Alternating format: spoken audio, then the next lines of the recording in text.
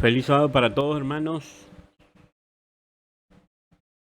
Un saludo cordial y una bienvenida amena para cada uno de ustedes. Gracias por su atención, gracias por estar en esta conexión, por poder reunirnos un sábado más y un culto para recibir el día santo del Señor, el día de reposo.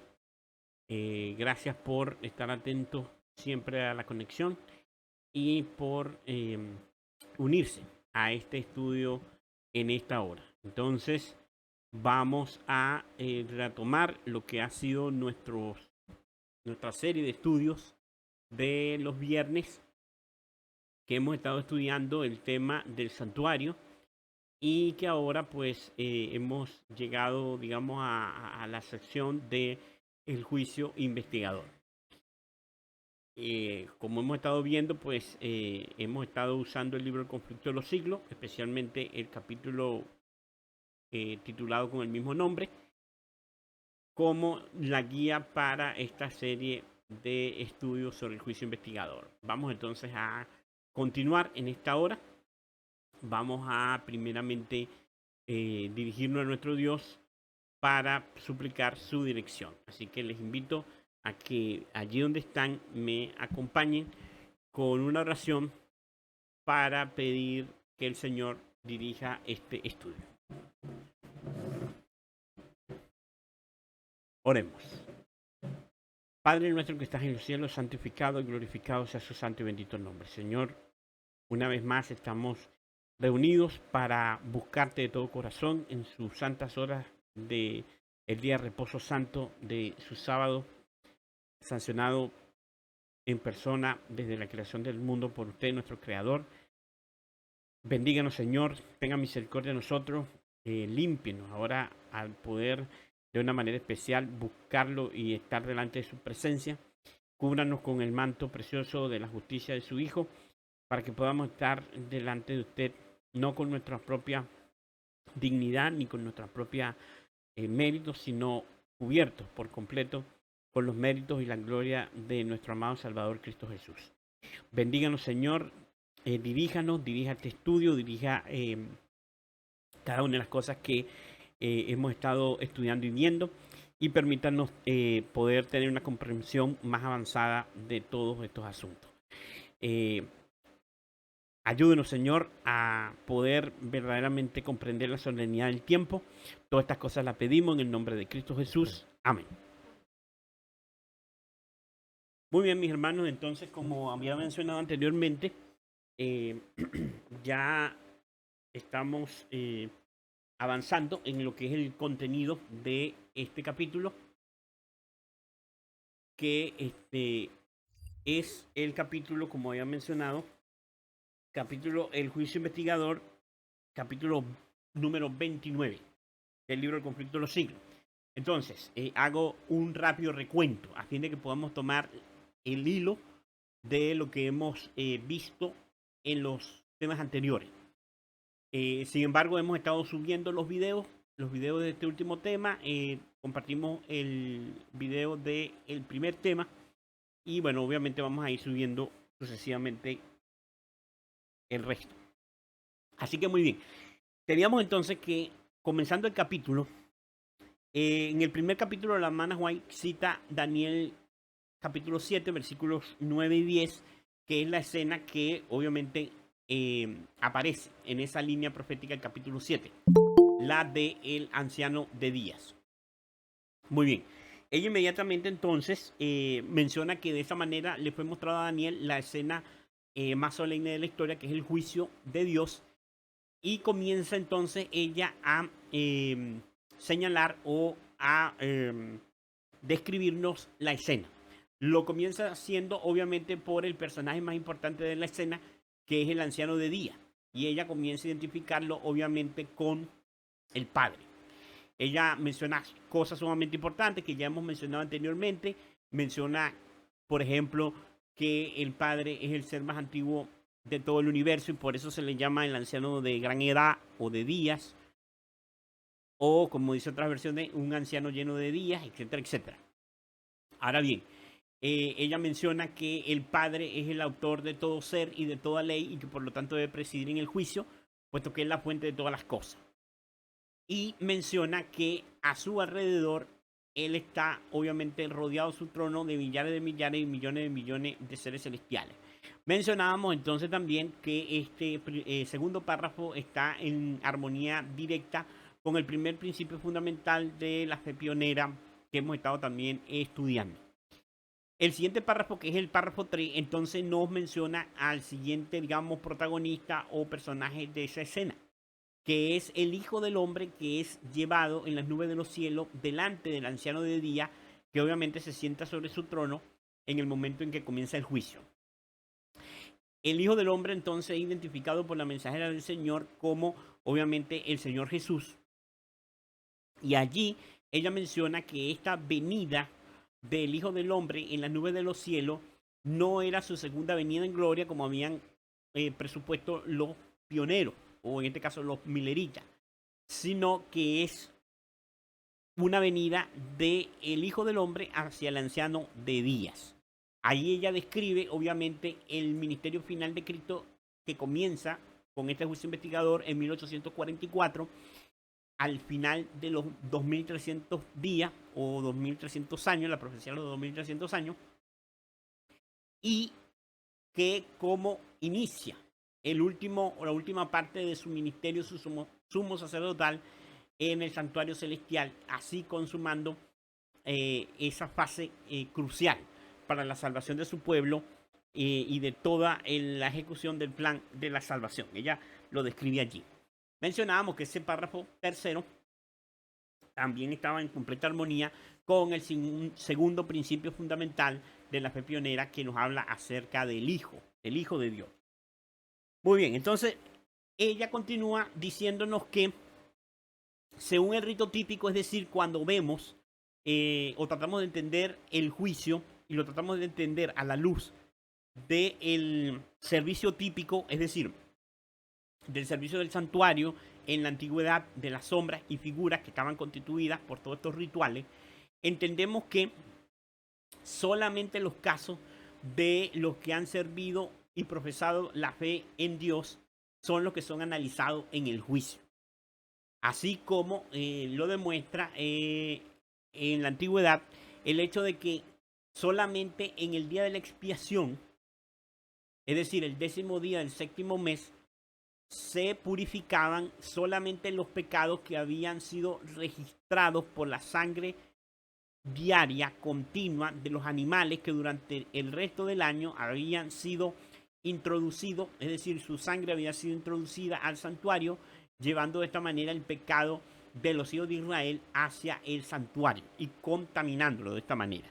Así que entonces una vez en el año, es decir, el 10º día del 7º mes del calendario israelita, se celebraba el día de la expiación o el día del juicio para purificar el santuario definitivamente de todos los pecados por los cuales había sido contaminado. Así que bien, esto nos lleva a la conclusión de que solamente los pecados de aquellos que se han arrepentido, de aquellos que han profesado la fe en la sangre de Cristo, son los que son considerados en el juicio. Por lo tanto, en el juicio solamente son analizados los casos de aquellos que alguna vez han profesado servir en la causa de Dios. El juicio de los impíos, es decir, de los incrédulos, de los rebeldes, de aquellos que nunca han aceptado la invitación del Evangelio en ninguna edad pasada, es un tema aparte y se va a realizar ese juicio en un momento aparte. El juicio investigador entonces solamente se refiere a aquellos que alguna vez han profesado el servicio de Dios. Ella comienza entonces ahora hablándonos acerca de los libros. Nos habla del libro de la vida y se nos dice que en este libro están inscritos los nombres de todos aquellos que en las diferentes edades han profesado servir a Dios, han profesado ser hijos de Dios, han profesado creer y obedecer al Señor. Los nombres de todas estas personas alguna vez han sido escritos en el libro de la vida. También hay otro libro que es el libro de memoria, en el cual nos dice la Biblia y nos dice el Espíritu de Profecía que están escritas todas las obras de misericordia, de caridad, todos los tentaciones vencidas, los pecados derrotados, vencidos, los actos de sacrificio, los actos de abnegación, los actos de fidelidad, los actos en los cuales el pueblo de Dios o los siervos de Dios a través de la historia han sufrido por causa de la verdad de Cristo.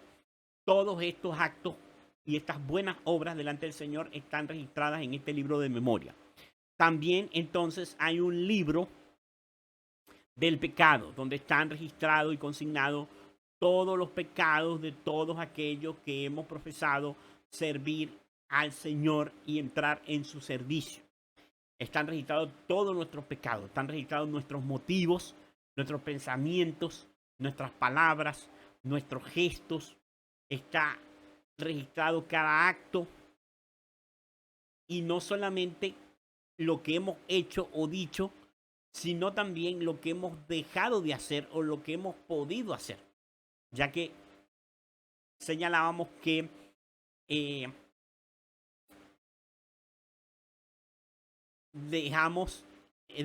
hemos dejado de hacer porque hemos desaprovechado las oportunidades que hemos recibido de parte del Señor y por lo tanto las hemos desaprovechado. Eso también está registrado en el libro del pecado. Así que allí se llama un registro exacto, se llama un registro exacto, obviamente, de la vida, el carácter de aquellos que están participando en el juicio, es decir, aquellos que están siendo juzgados. La ley de Dios se nos decía que era la norma por el cual todos los caracteres habían de ser juzgados. Aquí fue donde nos quedamos y yo quiero retomar la lectura para que podamos entender la idea. Nos vemos.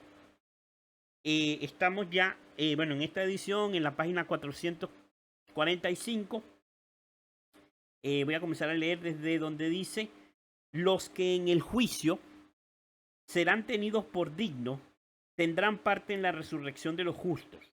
Jesús dijo: los que serán tenidos por dignos de alcanzar aquel siglo venidero y la resurrección de entre los muertos son iguales a los ángeles y son hijos de Dios, siendo hijos de la resurrección. Lucas 20, 35 y 36. Y además declara: los que hicieron bien saldrán a resurrección de vida. Juan 5, 29. Los justos ya muertos no serán resucitados más que después del juicio, en el cual habrán sido juzgados dignos de la resurrección de vida.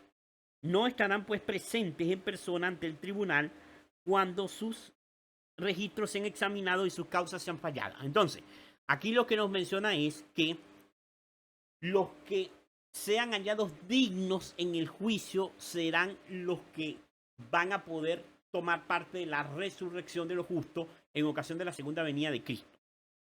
Sus nombres van a ser examinados y aquellos que han sido encontrados dignos, entonces podrán resucitar en ocasión de la segunda venida de Jesús. Por lo tanto, se entiende que el juicio debe ser antes, puesto que el juicio es el que determina la recompensa final de los justos. Si resucitan o si quedan su caso aguardando para la segunda resurrección, que es la que va a efectuarse después de los 1000 años. Ahora bien, la mensajera del Señor sigue diciendo: Jesús aparecerá como el abogado de ellos para interceder en su favor. Si alguno hubiese pecado, abogado tenemos para con el Padre, a Jesucristo el justo, porque no entró Cristo en el lugar santo hecho de manos, que es una mera representación del verdadero, sino en el cielo mismo para presentarse ahora delante de Dios por nosotros, por lo cual también puede salvar hasta lo sumo a los que se acercan a Él, a Dios, por medio de Él, viviendo siempre para interceder por ellos. Es decir, Jesús es el abogado de su pueblo, es el que los defiende. Entonces, la mensajera del Señor nos dice, nos muestra, y dice: a medida que los libros de memoria se van abriendo en el juicio, la vida de todos los que han creído en Jesús pasa ante Dios para ser examinada por Él. Empezando con los que vivieron los primeros en la tierra, nuestro abogado presenta los casos de cada generación sucesiva y termina con los vivos. Entonces notemos lo que la hermana White dice acá claramente. La hermana White lo que está mencionando es que a medida que los libros de memoria van siendo abiertos, porque esto es un proceso, es decir, los libros de registro van siendo abiertos, el libro de la vida va siendo analizado, el libro de la memoria de los actos buenos y el libro de los pecados, van siendo analizados los casos de cada generación sucesiva, comenzando obviamente con los primeros que vivieron en la tierra. Cristo, el abogado, está allí para, digamos así, presentar cada uno de estos casos delante del Padre. Comienza obviamente con los primeros que vivieron en la tierra, es decir, que están muertos, los primeros que murieron, hasta que finalmente termine con los que estén vivos actualmente o inmediatos a su segunda venida, es decir, los que vivan en la época de la segunda venida de Cristo. Entonces, lo que estamos viendo aquí, lo que se nos está mencionando es que el juicio investigador tiene esas dos fases. La fase del juicio de los muertos, que es la primera fase del juicio, es decir, que empezó el 22 de octubre de 1844, y en algún momento futuro debe pasar a la parte de los vivos, es decir, deben comenzar a ser analizados los casos de los que están vivos. Ahora, sigue diciendo, cada nombre es mencionado, cada caso cuidadosamente investigado. Habrá nombres que serán aceptados y otros rechazados. En caso de que alguien tenga en los libros de memoria pecados de los cuales no se haya arrepentido y que no hayan sido perdonados, su nombre será borrado del libro de la vida y la mención de sus buenas obras borrada de los registros de Dios. El Señor declaró a Moisés, al que haya pecado contra mí, a este borraré de mi libro. Éxodo 32-33.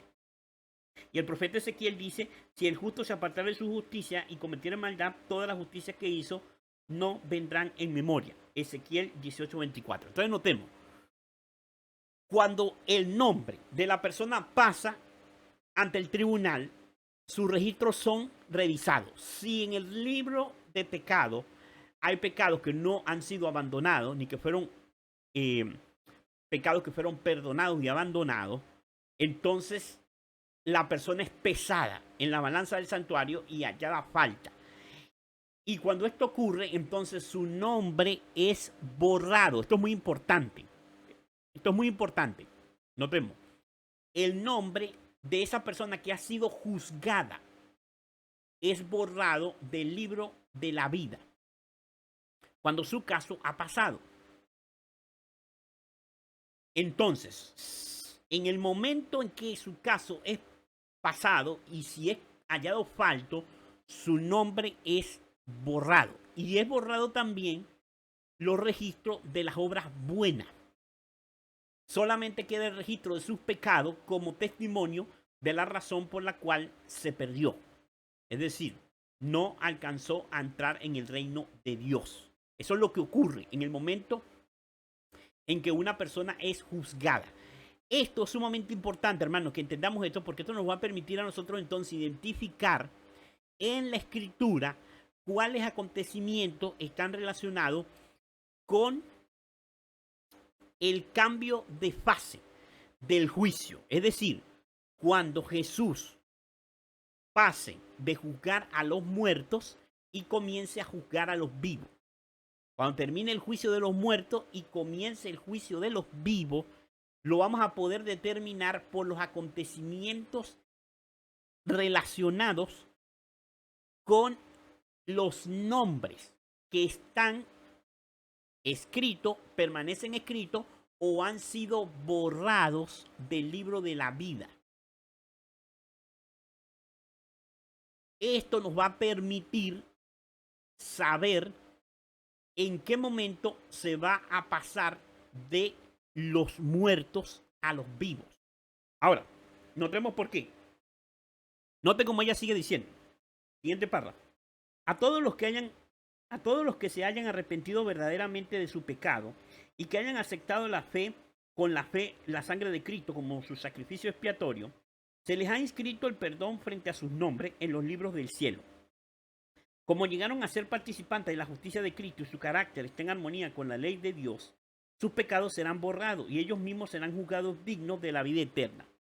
El Señor declara por el profeta Isaías, yo soy aquel que borro tus transgresiones a causa de mí mismo y no me acordaré más de tus pecados. Isaías 43, 25. Jesús dijo, el que venciere será así revestido de ropas blancas y no borraré su nombre del libro de la vida, sino confesaré su nombre delante de mi Padre y delante de sus ángeles. Y todo aquel pues que me confesare delante de los hombres, le confesaré yo también delante de mi Padre que está en los cielos, pero a cualquiera que me negare delante de los hombres, le negaré yo también delante de mi Padre que está en los cielos. Apocalipsis 3:5. Apocalipsis 3:5 y Mateo 10, 32 y 33. Noten que estos dos pasajes son sumamente importantes para entender, obviamente, lo que ha sido motivo de discusión o de preocupación en el mundo adventista durante los últimos años. Y es el tema de cuándo saber si ha o no ha empezado el juicio de los vivos. Ahora notemos, aquí se nos menciona que en Apocalipsis capítulo 3, versículo 5, habíamos leído un texto que es bastante claro. Nos dice, el que venciere será vestido de vestiduras blancas y no borraré su nombre del libro de la vida y confesaré su nombre delante de mi Padre y delante de sus ángeles. Note, en el momento en que el nombre de una persona es analizado en el juicio y ese nombre es hallado digno, ¿por qué razón? Porque ha vencido el pecado en el nombre de Jesús por la gracia de Cristo. No hay un registro en el libro de pecado de ningún pecado el cual no fue borrado de ese libro o cubierto con la sangre de Cristo. Entonces, la persona es declarada vencedora. En ese momento, y noten esto importante, en ese momento es vestido con vestiduras blancas.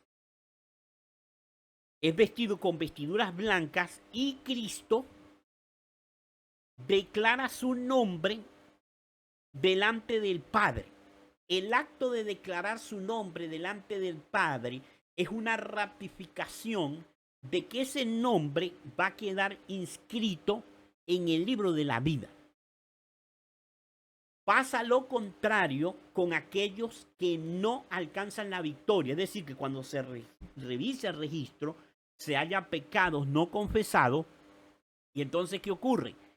Su nombre es borrado. Obviamente no tiene puestas las vestiduras blancas, sino que es hallado con vestiduras viles. Entonces, ¿qué ocurre? Cristo no declara su nombre delante del Padre, sino que más bien su nombre es borrado del libro de la vida y su registro de buenas obras también es borrado. Ahora noten, esto es lo que ocurre y esto es bueno que lo entendamos para poder comprender. Ahora noten bien, ¿qué ocurre aquí en la tierra? ¿Qué ocurre aquí en la tierra que se nos permite a nosotros entender cuándo ocurre esto en el santuario celestial? La hermana Juan lo mencionó y lo encontramos en el Evangelio según San Mateo en el capítulo 10. En el capítulo 10 encontramos precisamente este punto. Notemos lo que dice el Evangelio según San Mateo, capítulo 10. Hay muchos textos allí sumamente importantes para poder entender el contexto de este acontecimiento. Sin embargo, no lo vamos a analizar todo por causa del tiempo. Pero notemos lo que se nos menciona allí. Mateo capítulo 10. En los primeros versículos se nos menciona a los 12 discípulos. Y lo importante de esto, lo que quiero resaltar, es que se los nombra con nombre. O sea, que se los nombra de forma específica. ¿Por qué se hace esto? Porque obviamente esos nombres que han sido registrados en la Biblia también han sido registrados en el libro de la vida. Por eso en el capítulo 10 se nos dice que los nombres de los 12 apóstoles son estos, en el versículo 2. Y ahí comienza a nombrarlos. Dice Simón, llamado Pedro, Andrés, Jacobo, Juan, Felipe, Bartolomé, Tomás, Mateo, Jacobo, Alfeo, Lebeo, Tadeo, Simón el cananista y Judas Iscariote. Es decir, noten, esos siervos del Señor fueron llamados por nombre. Es decir, sus nombres están registrados en el libro de la vida. Entonces, Cristo les da la comisión y los manda a predicar. El llamado que el Señor nos hace a cada uno de todos los que hemos entrado en el reino de Dios, como dice la mensajera del Señor, que todos hemos entrado al reino de Dios como misioneros. Es decir, hemos sido llamados para predicarle a otros. Para eso es que estamos en la iglesia, en el pueblo de Dios. Entonces, ahí lo menciona, en el versículo 7 dice, yendo, predicar diciendo, el reino de los cielos se ha acercado. Es decir, haciendo un llamamiento, un mensaje basado en las profecías. El reino de los cielos se ha acercado. Un mensaje con respecto al tiempo. ¿Se acuerdan cuando Jesús comenzó a predicar en el año 27, en el otoño del año 27, el reino de los cielos se ha acercado, arrepentido y convertido y creer en el evangelio? Eso era en relación con la profecía de las 70 semanas, específicamente el periodo de las 62 semanas, que llegaba a su fin en el otoño del año 27. Después de su bautismo, cuando comenzó a predicar, después de su primer milagro y después de que Juan el Bautista fue encarcelado, Jesús predicó este mensaje, el mensaje del tiempo, el mensaje profético. Él está diciendo aquí, dándole la orden a sus discípulos en el versículo 7, que este debe ser el mensaje que deben proclamar. Cuando este mensaje, ese mensaje, sea un mensaje profético, entonces va a ocurrir lo siguiente. Él le da una serie de instrucciones de lo que deben hacer con su predicación. Es decir, note cómo dice, no os proveáis de oro, ni plata, ni cobre para vuestro cinto, ni de alforja para el camino, ni de dos túnicas, ni de calzado, ni de borbón, porque el obrero es digno de su alimento. Él está hablando de que el obrero, el que estaba predicando el mensaje, debía ir, predicar, y el mensaje, la obra le iba a dar sustento. Noten, esta frase la hemos leído en otros versículos, porque el obrero es digno de su alimento.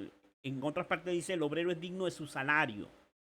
Entonces sigue diciendo, mas en cualquier ciudad o aldea donde entréis, informaos quién en ella sea digno y posad allí hasta que salgáis. El Señor está diciendo, dando instrucciones con respecto a las ciudades que debían ser visitadas, debían ser amonestadas, y la forma de dar el mensaje. Él menciona más adelante en los versículos que si el mensaje era rechazado, debía ser dejada esas personas que rechazaban el mensaje. Es decir, no se necesitaba insistir.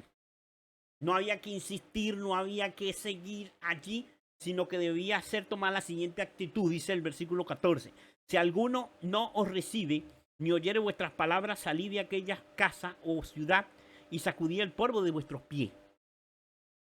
Es decir, que si alguno no recibe el mensaje de Dios por medio nuestro, por nuestro medio, no debemos perder tiempo en insistir dándole el mensaje,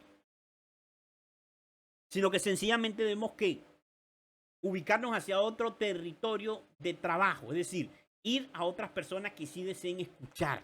Es lo que está tratando de decir acá la escritura. Y entonces el versículo 15 dice, noten que esto en relación con el juicio, el rechazo de la verdad, el rechazo del mensaje para este tiempo, hermanos queridos, como ya lo hemos estado estudiando continuamente durante todos estos temas. Noten, el versículo 15 dice, de cierto os digo que en el día del juicio, noten, el día del juicio, el día de la expiación, será más tolerable el castigo para la tierra de Sodoma y Gomorra que para aquella ciudad. He aquí yo os envío como ovejas en medio de lobos. Sé pues prudente como serpiente y sencillo como paloma. la obra de la predicación del Evangelio, especialmente, como vamos a ver ahora a continuación, antes o en el tiempo en que Cristo cambiara de la fase del juicio investigador de los muertos a los vivos, iba a ser un tiempo muy peligroso, puesto que íbamos a ser enviados como ovejas en medio del lobo. Iban a venir muchos lobos rapaces, como dice la Escritura, iban a venir muchos falsos profetas vestidos de lobo. Es decir, mejor dicho, vestidos de oveja. Vestidos de oveja, pero que por dentro eran lobos rapaces. Es verdaderamente lo que dice el Señor. Que vienen vestidos de oveja, pero por dentro son lobos rapaces y son falsos profetas, falsos mensajeros, falsos predicadores, que iban a rechazar finalmente el mensaje de Dios en medio de las escenas de este cambio del juicio de los muertos a el juicio de los vivos. Note cómo sigue diciendo: guardaos de los hombres, porque os entregarán a los concilios y en sus sinagogas os azotarán.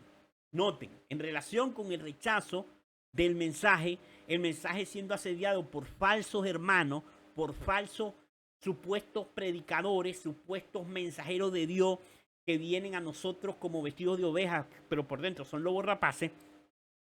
Dice aquí que vamos a ser entregados a los concilios y a las sinagogas. Notemos este primer detalle o este detalle que se nos da en el versículo 17. El versículo 17, por lo tanto, nos está hablando de una persecución. Después del rechazo de la verdad, después de este trabajo de infiltración, es decir, de estos falsos mensajeros en medio de los que están predicando la verdad y ese rechazo que va a haber de la verdad, primero va a haber una persecución desde el punto de vista interno, es decir, una persecución eclesiástica. ¿Por qué razón? Porque aquí dice que vamos a ser llevados ante los concilios y ante las sinagogas. La palabra concilios que se usa aquí son las reuniones, es decir, era la figura que se usaba para el Sanedrín. Es decir, es lo que se nos menciona como la reunión en la iglesia, que nosotros conoceríamos hoy en día como las juntas de iglesia, las reuniones de los dirigentes, las juntas de asociaciones. Y el hecho que se señala de que vamos a ser llevados a las sinagogas, menciona que va a haber una persecución que al principio va a ser netamente eclesiástica, es decir, la iglesia es la que va a perseguir a muchos de sus miembros que estén predicando el mensaje para esta hora. La misma iglesia los va a perseguir, los va a juzgar, los va a llevar ante sus autoridades de juicio, el juicio de la iglesia, juicio eclesiástico. Lo que nosotros conoceríamos hoy en día como desfraternizaciones, en el lenguaje adventista del séptimo día. Juntas administrativas de desfraternización o de disciplina. Eso es lo que nos está hablando el versículo 17. El versículo que le sigue, el versículo 18, ahora pasa la persecución hacia el poder civil, hacia el poder del Estado. Noten lo que dice el versículo 18. Y aún ante gobernadores y reyes seréis llevados por causa de mí para testimonio a ellos y a los gentiles. Entonces notemos lo que dice, que en el momento del juicio, como leíamos en el versículo 15, a causa del rechazo en las ciudades del mensaje de Dios, la infiltración de falsos hermanos, va a comenzar una persecución eclesiástica primeramente, es decir, la persecución va a comenzar primero en el ámbito de las iglesias, después las iglesias no se van a conformar con esto, sino que entonces las iglesias van a buscar el apoyo del poder civil, de los poderes del Estado, del poder ejecutivo, del poder legislativo y del poder judicial, para poder procesar a estos miembros de la iglesia que a la vista de la iglesia son rebeldes porque no se sujetan al dominio de sus conciencias por parte de la iglesia. Entonces la iglesia, a fin de acallar por completo su influencia, buscará el poder del Estado. Y entonces la persecución de la fase eclesiástica pasará entonces a una fase civil. Es decir, la iglesia usará los poderes del Estado para procesar, para juzgar, para condenar a estos que ya fueron previamente juzgados por la iglesia, pero que la iglesia no tiene poder para acallarlos por completo, para detener su influencia por completo. Entonces, el versículo 18 menciona este cambio. El versículo 19 dice, mas cuando os entreguen, no os preocupéis por cómo habla la ley, porque en aquella hora será dado lo que habréis de hablar. Porque no sois vosotros los que habláis, sino el Espíritu de vuestro Padre que está en vosotros. El hermano entregará la muerte al hermano y el padre al hijo, y los hijos se levantarán contra los padres y los harán morir. Aquí está hablando de una persecución, no solamente en la familia espiritual, sino también en la familia carnal, es decir, en la familia literal. Tendremos persecución inclusive de los miembros de nuestras propias familias por causa de nuestra fe y también de nuestros hermanos en la fe. Dice aquí, sigue diciendo el versículo 22. Y seréis aborrecidos de todo por causa de mi nombre, mas el que persevere hasta el fin, este será salvo.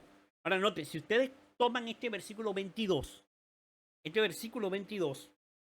y lo comparan buscando su contraparte en Mateo capítulo 24, notarán algo importante. En Mateo capítulo 24 nos dice lo siguiente. Noten cómo dice en el capítulo 24 del mismo evangelio, el evangelio según San Mateo, no, 14 capítulos más adelante, del 10, dice en el versículo 6, dice, oiréis de guerra y rumores de guerra, mirad que no os turbéis, porque es necesario que todo esto acontezca, pero aún no es el fin. Porque se levantará nación contra nación, reino contra reino, y habrá pestes y hambres y terremotos en diferentes lugares, y todo esto será principio de dolores. Noten, esto tendrá una dimensión geopolítica, es decir, al mismo tiempo que esto está ocurriendo, ya lo vamos a ver, es decir, esta persecución de parte de las iglesias, que han rechazado el mensaje del tercer ángel, que aquellos que están predicando el mensaje sean expulsados de la iglesia.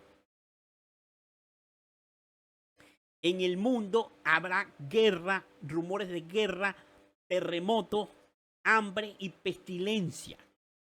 En el mundo más allá de las fronteras de las iglesias cristianas. Entonces dice, noten cómo esto está en relación con lo que leemos en el capítulo 10. Entonces entregarán a tribulación y os matarán, y seréis aborrecidos de toda la gente por causa de mi nombre. Muchos tropezarán entonces y se entregarán unos a otros, y unos a otros se aborrecerán. Noten, habrá un zarandeo. Van a tropezar muchos hermanos en la fe. Van a tropezar porque van a rechazar el mensaje. Algunos lo van a rechazar directamente, se van a levantar en contra de la luz, como ya hemos estudiado anteriormente, y otros la van a tratar de forma indiferente. Van a perder interés en la luz y en la verdad. Entonces, cuando esto ocurra, noten lo que dice el versículo 11. Muchos falsos profetas se levantarán y engañarán a muchos. Ahí están los lobos vestidos de ovejas, de lo cual habla el capítulo 10. Dice, volviendo al capítulo 10 para que ustedes vean la relación entre uno y otro, en el capítulo 10, versículo 16, leíamos, he aquí yo os envío como oveja en medio del lobo, sé pues prudente como serpiente y sencillo como paloma. Guardaos de los hombres porque os entregarán a los concilios y en sus sinagogas os azotarán. Entonces, volviendo a Mateo 24, noten lo que dice. Muchos falsos profetas se levantarán y engañarán a muchos, y por haberse multiplicado la maldad, el amor de muchos se enfriará, mas el que persevere hasta el fin, este será salvo. Noten, en Mateo 24, en el versículo 13, mas el que persevere hasta el fin, este será salvo, y en el capítulo 10, lo acabamos de leer, en el versículo 22, y seréis aborrecidos de todo por causa de mi nombre, mas el que persevere hasta el fin, este será salvo. En medio de todo este escenario, dice aquí el versículo 23, cuando os persigan en esta ciudad, huid a la otra, porque de cierto no os acabaréis de recorrer todas las ciudades de Israel antes que venga el Hijo del Hombre. El discípulo no es más que su maestro, ni el siervo más que su señor. Basta en el discípulo ser como su maestro y al siervo como su señor. Aquí está el mensaje de la justificación por la fe, el mensaje de 1888, el mensaje final del fuerte clamor del mensaje del tercer ángel. Bástale al discípulo ser como su maestro. Hay que entender el mensaje de Wagner y John, de la justicia de Cristo que debe ser manifestada en el creyente. Que el creyente debe ser uno con Cristo. Entonces noten como dice aquí. Así que no los temáis porque nada hay encubierto que no se haya de ser manifestado, ni nada oculto que no haya de saberse. Está haciendo una mención al juicio. Dios traerá toda obra a juicio, sea oculta o sea pública. Lo estudiamos en los viernes anteriores. Y entonces sigue diciendo, lo que os digo en las tinieblas, decidlo en la luz, y lo que oís al oído, proclamadlo desde las azoteas. Y no temáis a los que matan el cuerpo, mas el alma no pueden matar, temed más bien al que puede destruir el alma y el cuerpo en el infierno. No se venden dos pajarillos por un cuarto, con todo ni uno cae a tierra sin vuestro Padre. Pues aún vuestros cabellos están todos contados, así que no temáis, más valéis vosotros que muchos pajarillos. El Señor tiene un registro aún de nuestros cabellos. Tiene cuidado aún de la cantidad de cabellos que hay en nuestra cabeza y cuando un cabello cae en nuestra cabeza. Así que el Señor nos dice, no temáis de esa persecución y de esos maltratos que vas a sufrir por causa de la verdad, porque cada cosa va a quedar registrada para el juicio. Y Dios la va a juzgar a su debido momento, es lo que está tratando de decir acá. Sigue diciendo el versículo 32. Noten, aquí donde viene la clave. Versículo 32. A cualquiera pues que me confiese delante de los hombres, yo también le confesaré delante de mi Padre que está en los cielos. Y a cualquiera que me niegue delante de los hombres, yo también le negaré delante de mi Padre que está en los cielos. Noten, noten. ¿Cuándo Cristo va a declarar el nombre de cada uno delante del Padre? Cristo va a declarar el nombre de cada fiel en el cielo a su Padre que está sentado en el trono después que esa persona acá en la tierra confiese el nombre de Cristo en la tierra. Noten esto, vuelvo a leer. A cualquiera pues que me confiese delante de los hombres, yo también le confesaré delante de mi Padre que está en los cielos. Es decir, tiene que haber una sincronía. Mientras la persona está aquí en la tierra confesando el nombre de Cristo, es decir, confesando y predicando, proclamando la verdad para este tiempo y recibiendo este castigo, es decir, siendo procesado primeramente por la iglesia con el fin de finalmente ser procesado por las autoridades civiles. Cuando eso ocurra, entonces Cristo confesará el nombre de aquellos que están confesando en esta tierra a Cristo. Lo confesará delante de su Padre y delante de los santos ángeles. En el cielo será vestido de vestiduras blancas y su nombre permanecerá escrito en el libro de la vida. Pero el que no le confiese, como dice el versículo 33, pero el que me niegue delante de los hombres, yo también le negaré delante de mi Padre que está en los cielos. Porque todos aquellos, hermanos, que su registro está manchado, cuando venga el momento de testificar por causa de la verdad, no van a confesar el nombre de Cristo. Eso va a ser, digamos, una sincronía de acontecimiento. el resultado de no haber confesado, de no haberse arrepentido, de no haber sido purificado, de no haber perfeccionado un carácter por la justicia de Cristo y tener todavía pecados que no habían sido vencidos en el registro celestial, va a ocasionar que cuando venga el momento de confesar a Cristo aquí en la tierra, le vamos a negar. Le vamos a negar, así como Pedro, ¿se acuerdan? Como Pedro hizo 3 veces antes de que el gallo cantara.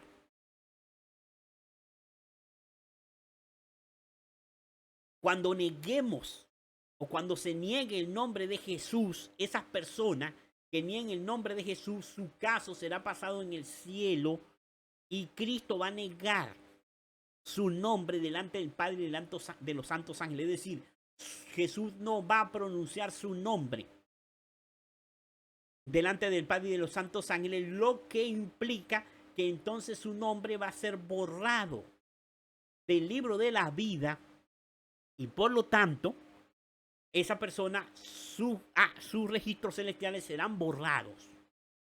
Los registros del libro de memoria. Entonces notemos esto es sumamente importante, que nosotros entendamos esta secuencia de acontecimientos.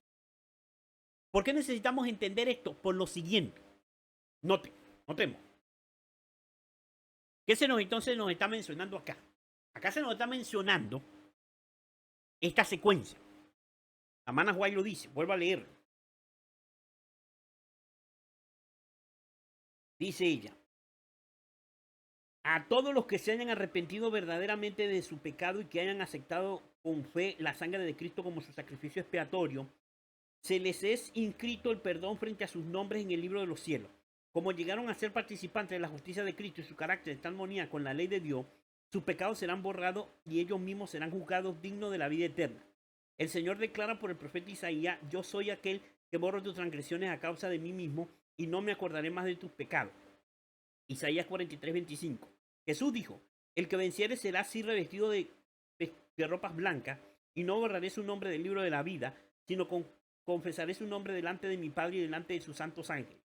Y a todo aquel pues que me confesare delante de los hombres, le confesaré yo también delante de mi Padre que está en los cielos. Pero cualquiera que me negare delante de los hombres, le negaré yo también delante de mi Padre que está en los cielos. Apocalipsis 3:5 y Mateo 10:32 al 33.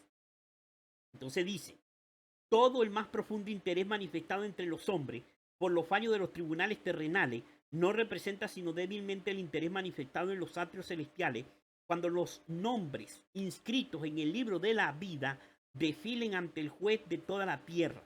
El divino intercesor aboga porque a todos los que han vencido por la fe en su sangre se les perdonen sus pecados, a fin de que sean restablecidos en su morada edénica y coronados con el coheredero del señorío primero. Miqueas 4:8.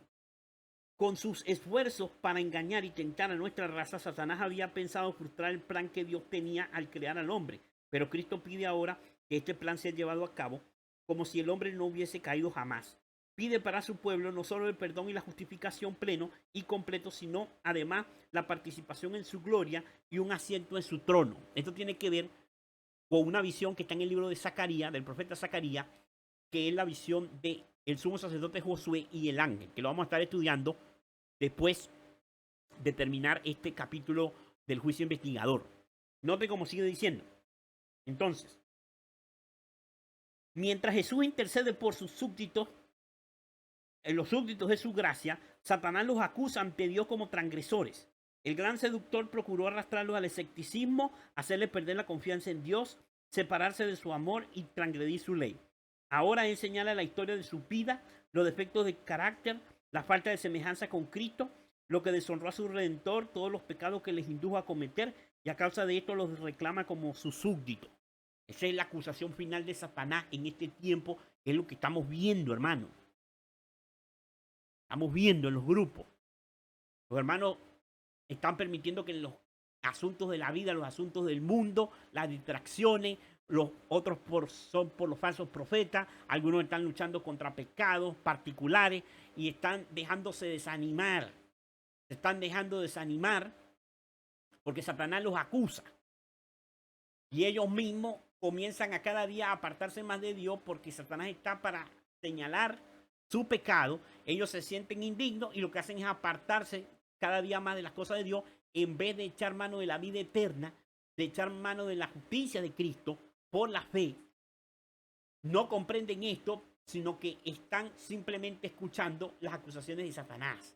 Y Satanás lo que hace es cada día hacerlo más frío, cada día menos interesados en estudiar. Por eso que aquí cada día somos menos, hermano. Por eso yo se los advertí y se los amonesté, porque eso es lo que indicaba la profecía. No era porque yo sea pesimista, sino porque eso es lo que la profecía señala. Cuando se predica la verdad trae zarandeo. La verdad trae que la gente se despierte o se decida y se desvíe por el camino ancho. Entonces noten como dice, sigue diciendo aquí. Jesús no disculpa sus pecados, pero muestra su arrepentimiento y su fe, y reclamando el perdón para ello, levanta sus manos heridas ante el Padre y los santos ángeles diciendo: los conozco por su nombre, los he grabado en las palmas de mis manos. Los sacrificios de Dios son el espíritu quebrantado, el corazón contrito y humillado no despreciarás tú, oh Dios. Salmo 51, 17. El acusador de su pueblo le dice, al acusador de su pueblo le dice: Jehová te reprenda, oh Satán. Jehová que ha escogido a Jerusalén te reprenda. ¿No es este un tizón arrebatado del incendio? Zacarías 3.2, el capítulo que vamos a estudiar posteriormente. Cristo revestirá a sus fieles con su propia justicia para presentarlos a su Padre como una iglesia gloriosa, no teniendo mancha ni arruga ni cosa semejante. Sus nombres están escritos en el libro de la vida, y de estos escogidos está escrito: andarán conmigo en vestiduras blancas porque son dignos. Apocalipsis 3.4. Apocalipsis 3.4. Entonces notemos lo que estoy queriendo mencionar. ¿Cuándo va a ocurrir esto?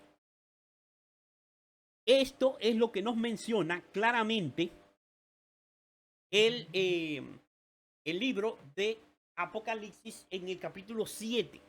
Recordaremos que cuando hemos estado estudiando el capítulo 7 de Apocalipsis, estudiamos acerca de los 144.000. El capítulo 7 de Apocalipsis menciona a los 144.000, pero lo hace en los primeros versículos. Habla de la obra de sellamiento, de la obra final de sellamiento, que hemos dicho también que es inminente. Estamos en medio del sellamiento. Entonces notemos, Apocalipsis capítulo 7 nos habla de que los 4 vientos del cielo están siendo sujetos. Y en este momento están siendo sujetos, porque nuevamente el poder del Islam está siendo sujetado. El poder del Islam está volviendo a ser sujetado. Noten que ya no hay agitación en el mundo islámico. Ya el mundo islámico ha sido controlado aparentemente. No porque lo hayan podido controlar las naciones y los poderes humanos que lo están tratando de dominar, sino porque Dios lo tiene retenido a causa de qué cosa, de el sellamiento que continúa. Entonces en el capítulo 7 vemos esa primera obra. En los primeros versículos hasta el versículo 4 se mencionan los 144.000, que son 12.000 sellados de cada una de las tribus del Israel espiritual, del Israel de todas las edades. Y en el versículo 9 se menciona la gran multitud, la cual nadie puede contar. Es decir, hay dos grupos. Y esto es importante que lo entendamos. Hay dos grupos de redimidos. Está el grupo de los 144.000 y el grupo de la gran multitud. Como ya hemos estudiado anteriormente, hoy en día hay conceptos errados en el adventismo, pero nuestros pioneros adventistas creyeron que estos eran dos grupos diferentes de redimidos. Los 144.000 son los que fueron fieles al mensaje del tercer ángel, es decir, al mensaje del primero, del segundo y especialmente el mensaje del tercero. Esos son los 144.000, tantos pioneros que están en su tumba ahora y que serán resucitados en el momento de la resurrección especial durante el comienzo del séptimo sello, como la generación que no vea la muerte en esta época y llegue hasta la séptima plaga de Apocalipsis 16 antes de la venida de Cristo. La gran multitud de la cual nos habla el versículo 9 en adelante es toda la muchedumbre de resucitados que se han de levantar en ocasión de la segunda venida de Cristo, que han de levantarse de todas las edades. Es decir, los redimidos de todas las edades. Entonces, ¿qué es lo que estoy queriendo mencionar? En el capítulo 7, en estas dos grandes multitudes de redimidos, es decir, estos dos grupos de redimidos, los 144,000, que son 12,000 sellados de cada una de las tribus de Israel, y el resto de las tribus de Israel, que está compuesta por la gran multitud, la cual nadie puede contar. Estos representan las dos fases del juicio investigador. La gran multitud representa el juicio de los muertos, porque la gran multitud es todos aquellos que han vivido desde Abel, que fue el primero en morir en la fe, a lo largo de todas las edades antediluvianas, es decir, todas las generaciones antediluvianas, después de la era patriarcal, después la era del éxodo, la era del pueblo de Israel en la tierra prometida, etcétera, etcétera, etcétera. A través de toda la historia, los redimidos de todas esas generaciones sucesivas constituyen la gran multitud, la cual nadie puede contar. Cuando llega el año de 1844, comienza el juicio investigador, aquellos que por la fe entraron al lugar santísimo con Cristo, como lo hemos estudiado y lo hemos visto, aquellos constituyen los 144,000. Aquellos que recibieron el mensaje del santuario celestial y obviamente el mensaje del primero y del segundo ángel, pero añadieron a esas verdades el mensaje del santuario celestial, del clamor de la medianoche y de la personalidad del Padre, del Hijo, el sábado, la ley de Dios, etcétera, etcétera, la no inmortalidad del alma, todos los grandes hitos del adventismo que añadieron y se ubicaron en una plataforma de verdad eterna después de 1844, formaron y comenzaron y se prepararon para recibir el sello de Dios. Comenzaron a ser sellados los 144,000. Muchos de ellos están en su tumba. Fueron los que comenzaron la obra del mensaje y de la reforma del sábado. Están en su tumba ahora mismo, pero resucitarán en la resurrección especial al comienzo de la séptima plaga. Ahora bien, el capítulo 7 nos muestra entonces de esa manera, pudiéndolo ver de esa manera, esas dos fases del juicio investigador. La gran multitud representa el juicio de los muertos y los 144,000 representa el juicio de ¿qué? De los vivos. Por lo tanto, los 144,000 deben indicar el juicio de los vivos. Ahora, cuando yo comprendo y entiendo y sostengo que los pioneros adventistas forman parte de los 144,000, yo entenderé, por lo tanto, que ellos serán los primeros juzgados en el juicio de los vivos. En la sección del juicio de los vivos deben ser juzgados aquellos que aunque están muertos, para el Señor están vivos. ¿Cómo es esto? Bueno, por la bienaventuranza que está en el capítulo 14 del libro de Apocalipsis, que ya la hemos estudiado anteriormente muchas veces. En el capítulo 14, después del mensaje del tercer ángel, el versículo 13 dice: y oí una voz que desde el cielo me decía, escribe, bienaventurado de aquí en adelante los muertos que mueren en el Señor. Sí, dice el Espíritu, descansarán de sus trabajos, porque sus obras con ellos siguen. Noten eso. Bienaventurados de aquí en adelante los muertos que mueren en el Señor. Sus obras con ellos siguen. Noten lo que la hermana White dice acerca de este texto. Ella lo menciona claramente. Dice así: viven en nuestra tierra quienes han pasado los 90 años de edad. En su debilidad se ve el resultado natural de la vejez, pero creen en Dios y Dios los ama. El sello de Dios está sobre ellos y estarán en el número de quienes ha dicho el Señor: bienaventurados los muertos que mueren en el Señor. Como Pablo pueden decir: he peleado la buena batalla, he acabado la carrera, he guardado la fe. Por lo demás me está guardada la corona de justicia, la cual me dará el Señor juez justo en aquel día, y no solo a mí, sino también a todos los que aman su venida. Hay muchos cuyas cabezas encanecidas Dios honra, porque han peleado la buena batalla y guardado la fe. Entonces notemos, esto está en el comentario bíblico de la hermana White comentando Apocalipsis 14:13. Es decir, ella lo aplicó a los ancianos del mensaje del tercer ángel. Es decir, a los que eran ancianos literales, que tenían alrededor de 90 años ya para cuando ella escribió esto. En el año de 1899, dice acá. Entonces, esa generación que murió, dice ella que fueron sellados. Fueron sellados. Esa generación que ha de levantarse en la resurrección especial constituyen los primeros en ser juzgados en el juicio de los vivos. Los pioneros que murieron, pero que son contados como si estuvieran vivos porque han de resucitar en la resurrección especial. Ellos forman el primer grupo de los que han de ser juzgados en el juicio de los vivos, ya que hemos entendido que el juicio se va realizando a medida que los registros se van abriendo. Y es por generaciones sucesivas. Las distintas generaciones del pueblo de Dios van siendo juzgadas. Ahora bien, entonces, de esta manera entendemos algunas de las declaraciones de la hermana White. Noten lo que la hermana White nos dice en el libro Consejo para Escritores y Editores. Dice así: he presentado material con respecto a los engaños de Satanás, a los engaños que Satanás traerá en este tiempo. Se me ha instruido que deberíamos destacar el testimonio de algunos obreros antiguos que ahora están muertos. Permitámosle hablar por medio de sus artículos que aparecieron en los primeros números de nuestras publicaciones.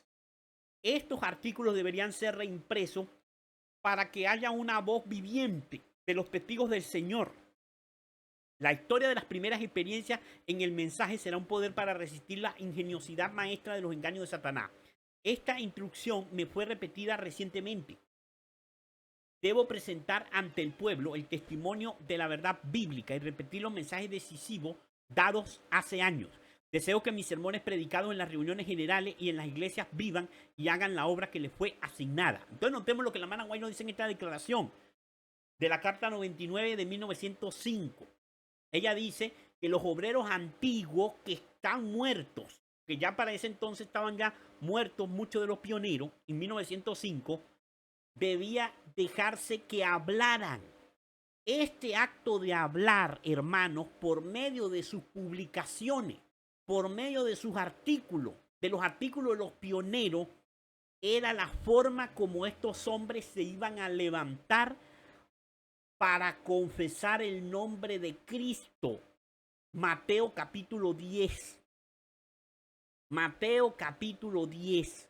Estos hombres tenían que levantarse para confesar el nombre de Cristo.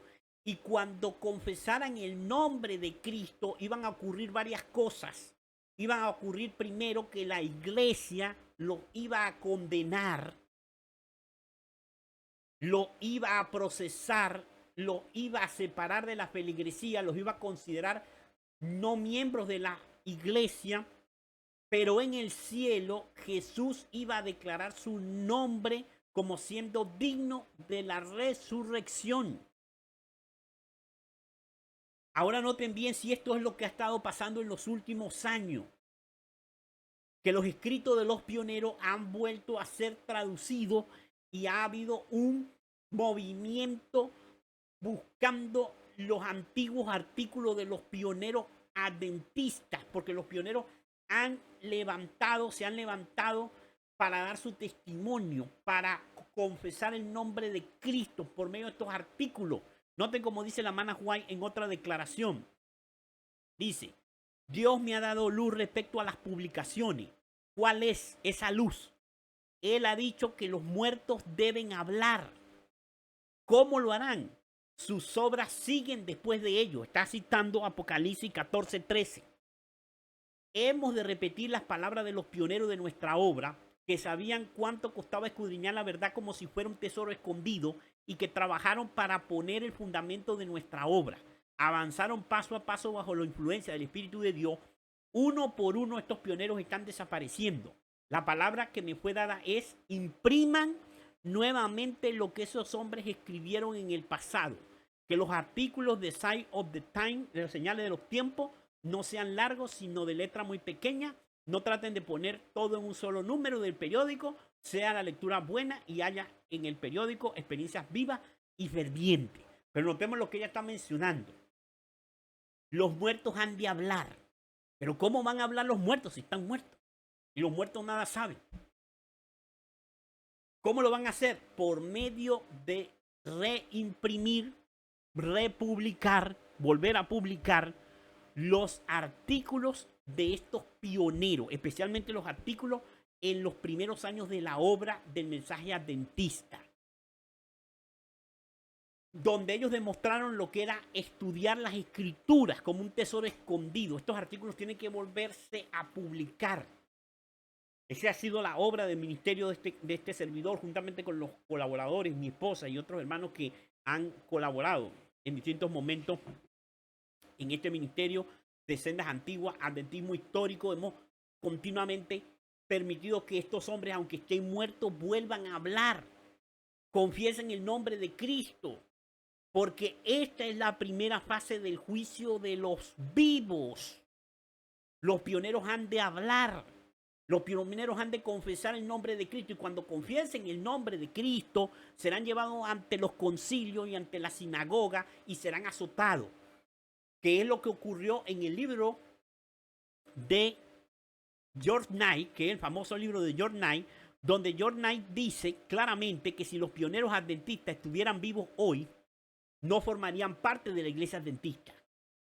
Si la hermana White estuviera viva hoy y estuviera predicando hoy, si los pioneros, Jaime White, José Bale, Andrew, los Waggoner, es decir, Waggoner, el padre y el hijo, A.T. Jones, Uriah Smith, todos estos pioneros, si estuvieran vivos, J.N. Lockwood y muchos otros más, si estuvieran vivos hoy, hubiesen sido procesados por la iglesia, ya no fuesen miembros de la iglesia adventista del séptimo día, dicho por la misma posición oficial de la iglesia.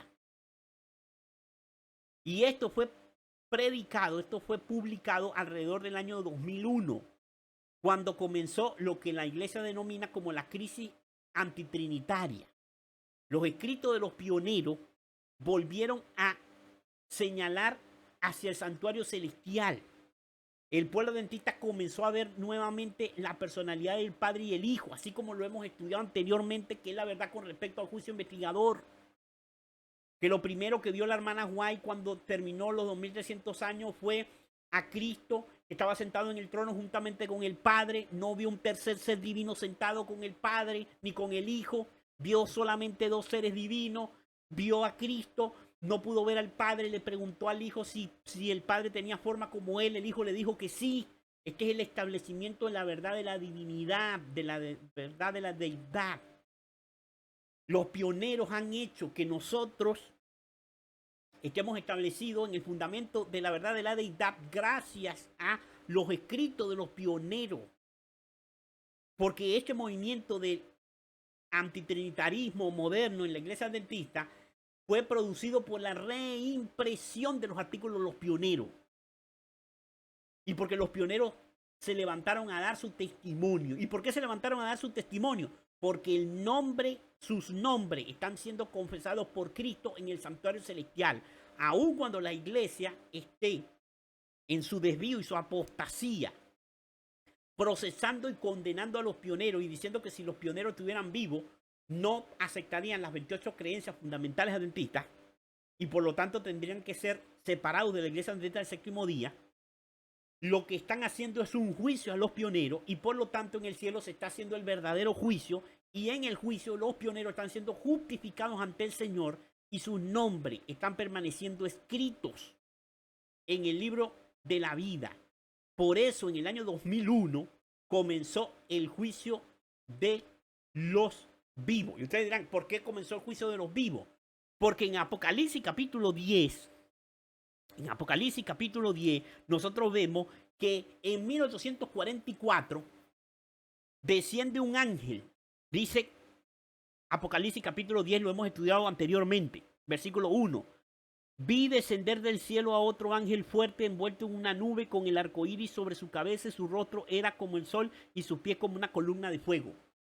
Esto ocurrió en 1844 cuando Cristo, que es el ángel que desciende acá, le entrega el libro de Daniel abierto a Juan, el cual lo come y endulza su boca, pero hace amarga su vientre, que es la experiencia del chasco del 22 de octubre de 1844.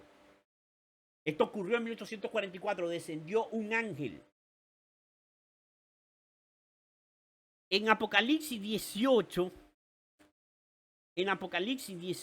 se nos dice, en el versículo 1, después de esto vi a otro ángel descender del cielo con gran poder y la tierra fue alumbrada con su gloria. Aquí desciende otro ángel, en Apocalipsis 18, 1.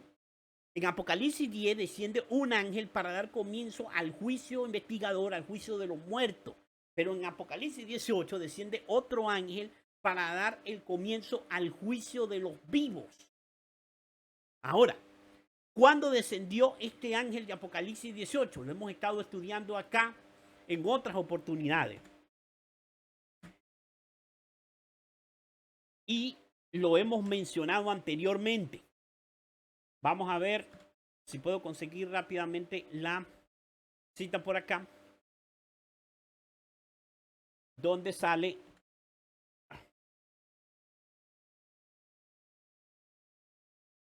que la hermana White hace mención. Sí, aquí está. Noten. Notas biográficas. Muchos dudan de esta cita, dudan de estas declaraciones, pero simplemente resisten a la verdad. Noten lo que dice la mensajera del Señor. Notas biográficas, página 452. Noten lo que dice. ¿De dónde vino la noticia de que yo declaré que Nueva York ha de ser barrida por una ola gigantesca? Nunca lo he dicho. Yo he dicho, cuando veía los grandes edificios levantarse piso tras piso, que terribles escenas ocurrirían cuando el Señor se levante para sacudir terriblemente la tierra. Entonces se cumplirán las palabras de Apocalipsis 18, 1 al 3. Todo el capítulo 18 de Apocalipsis es una advertencia de lo que ha suceder en la tierra. Pero yo no tengo luz en particular con respecto a lo que ha de venir sobre Nueva York. Y lo único que sé es que algún día los grandes edificios de esa ciudad serán barridos por el poder trastornador de Dios. Por la luz que me ha sido dada, sé que la destrucción está en el mundo. Una palabra del Señor, un toque de su poder terrible y estas macizas estructuras caerán. No podemos imaginarnos el carácter terrible de las escenas que ocurrirán. Entonces, ¿qué está diciendo aquí la hermana White? Que ella no tenía luz sobre la ciudad de Nueva York, sino solamente que algún día los grandes edificios de la ciudad de Nueva York serían derribados. Ella vio que cuando los grandes edificios de la ciudad de Nueva York fueran derribados, entonces se cumplirían las palabras de Apocalipsis 18, 1 al 3. Ahora, ¿cuándo cayeron los grandes edificios de la ciudad de Nueva York? 11 de septiembre del 2001.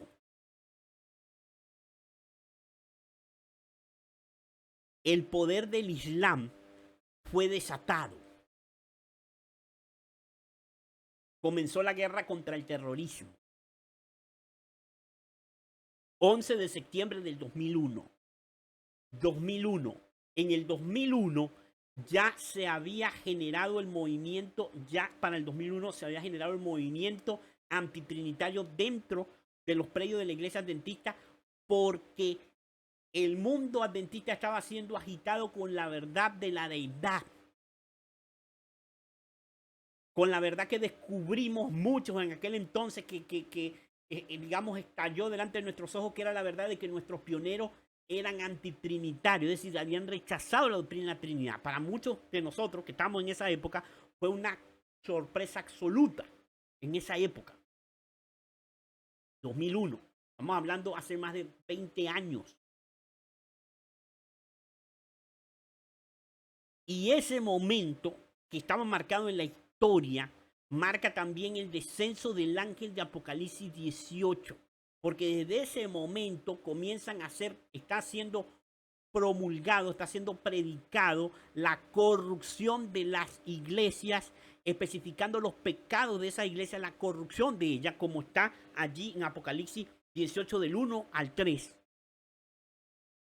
Y todo lo que se ha introducido, inclusive en la iglesia remanente, en la iglesia adventista del séptimo día, como la iglesia adventista ha rechazado el mensaje de los tres ángeles, como ha rechazado a los pioneros, como ha buscado el apoyo del poder civil, porque se ha unido a las iglesias protestantes de los Estados Unidos de Norteamérica para unir la iglesia con el Estado, y todas estas realidades que están ocurriendo desde el 2001 marcan lo que la hermana White menciona aquí en el libro El conflicto de los siglos. Así que, mis hermanos queridos, voy a entonces terminar acá esta parte del tema para poder, obviamente, concretar la idea y no abundar o alargarme excesivamente. Y obviamente el próximo viernes vamos a continuar estudiando estas cosas y pudiendo continuar con la lectura del capítulo El juicio investigador del conflicto de los siglos. Así que, hermanos queridos, ojalá podamos nosotros ver por la misericordia del Señor los tiempos en los cuales estamos viviendo, podamos verlo a nuestro alrededor, mis hermanos queridos, como grupo, como hermanos en la fe, en la familia. Cómo estamos en un tiempo de zarandeo, cómo estamos en un tiempo de prueba, cómo estamos en un tiempo de división. Está siendo separado el trigo y la cizaña, hermanos queridos. Es una realidad solemne, es una realidad terrible, es una realidad muchas veces triste. Pero lamentablemente esa es la realidad de lo que está ocurriendo. Ojalá nosotros podamos nunca perder la vislumbre de esas escenas trascendentales que van a decidir y que están decidiendo, hermano, el destino de cada uno de los que estamos escuchando el mensaje en esta hora. Porque ya tenemos años recibiendo el mensaje de los pioneros, dando su testimonio. Estos pioneros, su destino eterno está siendo sellado en el santuario celestial, están siendo juzgados, pero pronto, mis hermanos, pasará el juicio de los vivos a aquellos que estén vivos literalmente. Aquellos que vayan a formar parte de los 144,000 que no vayan a ver la muerte, literalmente, que no vayan a sufrir la muerte y que hayan recibido o no el mensaje de volver al fundamento, el mensaje de volver a las ruinas y a las sendas antiguas. Seremos juzgados en base a lo que son juzgados nuestros pioneros por haber rechazado o aceptado el mensaje de los pioneros, es decir, ese testimonio que se levantaron y que están dando nuestros pioneros desde el 2001. Desde ese tiempo, ese testimonio debe ser aceptado, ese mensaje debe ser aceptado, y los que acepten de esta generación, que acepten ese mensaje, serán incorporados en el grupo de aquellos que son fieles a la fe del mensaje del tercer ángel, y por lo tanto recibirán el sello de Dios y pasarán a constituir parte de los 144,000. Y por lo tanto, llegado su prueba, cuando ellos o nosotros seamos llamados a testificar delante de la iglesia, delante de los concilios de la iglesia, delante de la sinagoga, y después delante de los tribunales, delante de los jueces, es decir, delante de las autoridades civiles, cosas que todavía no ha llegado, porque todavía no hay una persecución religiosa por parte de los poderes civiles. Eso va a ser en ocasión de las leyes dominicales en Estados Unidos de Norteamérica. Cuando ese tiempo llegue, seremos llamados nosotros a dar nuestro testimonio. Seremos llamados a confesar el nombre de Cristo delante de los jueces, de los grandes de este mundo, de los tribunales, en las autoridades de este mundo. Y el Señor Jesús estará en el cielo confesando el nombre de todos aquellos que nos mantengamos fieles en el nombre de Jesús en esa hora de prueba final. Que el Señor me les bendiga, hermanos, que el Señor me les ayude y que podamos perseverar en el Señor cada día. Vamos entonces, vamos a orar para terminar con este estudio.